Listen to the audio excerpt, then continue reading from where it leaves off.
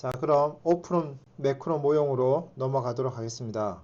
그 전에 이제 우리가 반드시 하나 이제 알고 넘어가야 될 개념 하나 있는데, 그게 바로 이제 실질 환율입니다. 이에 대해서 먼저 이제 설명드리고 넘어가도록 하죠. 실질 환율이라는 걸 이제 일단 노테이션을 우리가 Q라고 하고요. 그리고 실질 환율의 정의는 이렇게 됩니다. 이게 S는 명목환율입니다. 명목환율. 예를 들어 1달러에 1200원, 1300원 할 때 하는 그런 S고요. P스타는 이제 지난번 우리 PPP에서 봤던 것처럼 이제 미국의 물가 수준, 얘는 이제 우리나라의 물가 수준입니다. 그죠? 이게 바로 실질 환율의 이제 정의가 되고요. 이것을 어떻게 해석하는지에 대해서 지금부터 설명드리려고 합니다. 자, 여기가 S 곱하기 P 스타 나누기 P라면 얘를 이제 다시 이렇게 표현할 수도 있습니다. 그냥 P인데 이제 P를 이제 분자로 올리면 이제 1 나누기 P라고 이렇게 쓰면 되고, 얘도 마찬가지로 얘들을 이제 분모로 내리면 얘들은 1 나누기 S 곱하기 1 나누기 P 스타 이렇게 할 수 있겠죠. 예, 이렇게 표현할 수 있을 겁니다. 자, 그럼 이제 이렇게 해놓은 다음에 얘들이 뭘 의미하는지에 대해서 한번 설명드릴게요. 자, 다시 말씀드리면 이제 S는 이제 명목 환율입니다. 명목 환율은 그냥 1달러에 원화가 얼마냐. 명목이라 말하는 이유는 1달러라는 것도 그냥 종이 쪼가리고, 이게 1300원, 1200원, 1300원이라고 그냥 종이 쪼가리에 써 있는 숫자일 뿐인 거죠. 그래서 얘를 우리가 명목 환율이라고 합니다. 명목 환율. 그리고 이제 S가 명목 환율이면 1 나누기 S의 의미는 우리가 1원으로 이제 1원으로 살 수 있는 달러의 양입니다. 원래 S 하면 이게 뭡니까? 1달러를 사기 위해서 지불해야 되는 원화의 양이죠. 그죠? 1달러를 사기 위해서 지불해야 되는 원화의 양입니다. 그죠? 그럼 1 나누기 S는 뭐냐면 우리가 1원으로 살 수 있는 달러의 양입니다. 예를 들어서 S가 막 1000이다. 그럼 1달러에 1000원이다. 그러면 우리가 1원이 있으면 1000분의 1달러로 살 수 있는 거죠. 그래서 1 나누기 1000 이렇게 된 겁니다. 그래서 1 나누기 S는 내가 1원이 있을 때 1원으로 살 수 있는 달러의 양입니다. P스타는 이제 미국의 물가 수준이고, 예를 들어서 간단하게 위해서 미국에는 물건이라는 게 아이폰밖에 없다라고 생각해보죠. 물건이 아이폰밖에 없고, 그러면 이제 이 P스타는 이제 아이폰 하나의 가격입니다. 아이폰 하나의 가격이고, 그러면 1 나누기 P스타는 우리가 1달러로 살 수 있는 아이폰의 양입니다. 물론 아이폰을 우리가 쪼갤 수는 없지만, 쪼갤 수 있다고 가정하고, 우리가 1 나누기 P스타라는 거는 1달러로 살 수 있는 아이폰의 양입니다. 예를 들어서 아이폰이 1000불이다. 그러면 우리가 1달러로 살 수 있는 거는 1000분의 1 아이폰인 거죠. 그죠? 그리고 1000달러가 있어야 하나의 아이폰을 살 수가 있습니다. 그죠?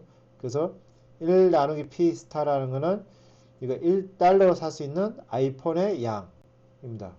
그리고 1 나누기 P라는 거는 예를 들어 우리나라는 물건이 한 게 갤럭시밖에 없다. 그러면 이제 1원으로 살 수 있는 갤럭시의 양인 거죠. 갤럭시의 양입니다. 그래서 1원이 있는데 1원을 가지고 우리가 두 가지를 살 수 있어요. 1원으로 갤럭시를 살 수도 있고 1원으로 아이폰을 살 수 있죠. 그래서 이제 1원으로 살 수 있는 갤럭시의 양이 1 나누기 P개고 1달러로 살 수 있는 아이폰의 양은 일단 1원을 먼저 달러로 바꿔야겠죠. 그죠? 그래서 달러로 바꾼다 그러면 그때 바꿔지는 달러의 양이 1 나누기 S. 그죠? 이만큼의 달러를 갖게 되는 거고, 이만큼의 달러가 있으면 이만큼의 아이폰을 살 수가 있어요. 그죠? 그러니까 내가 갖고 있는 달러의 양, 그리고 이거는 1달러당 아이폰의 양. 1달러 살 수 있는 아이폰의 양. 그러니까 내가 갖고 있는 달러의 양. 이게 두 개 곱해주면 결과적으로 내가 1원으로 살 수 있는 아이폰의 양이 됩니다. 그래서 1원으로 이만큼의 갤럭시를 사거나 1원으로 이만큼의 아이폰을 살 수 있어요. 그 얘를 보시면 분자에 있는 거는 내가 1원으로 살 수 있는 갤럭시의 양. 얘는 분모에 있는 거는 1원으로 살 수 있는 아이폰의 양인 거죠. 그죠? 그래서 따라서 이거 실질 환율이라는 거는 갤럭시와 아이폰의 교환 비율입니다. 갤럭시와 아이폰의 교환 비율이에요. 예를 들어서 얘가 2라고 하고 분자가 2라고 그러고 분모가 1이라고 해보죠. 그러면 분모가 1이면 2 나누기 1이잖아요. 그죠? 분모가 1. 그러면 하나의 아이폰은 가치가 뭐랑 똑같습니까? 하나의 아이폰은 두 개의 갤럭시랑 같은 거죠. 그죠? 그러니까 내가 한 개 아이폰으로 두 개의 갤럭시를 살 수 있어요. 그죠?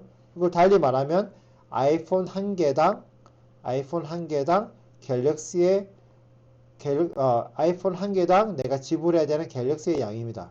아이폰 한 개를 사기 위해서 지불해야 되는 갤럭시의 양이에요. 왜냐면 어쨌거나 이거나 둘 다 내가 1원으로 살 수 있는 건 똑같습니다. 똑같은 원화를 가지고 이걸 살 수도 있고 이걸 살 수 있죠. 그러니까 결과적으로 얘와 분모에 있는 것과 분자에 있는 것이 가치가 똑같아요.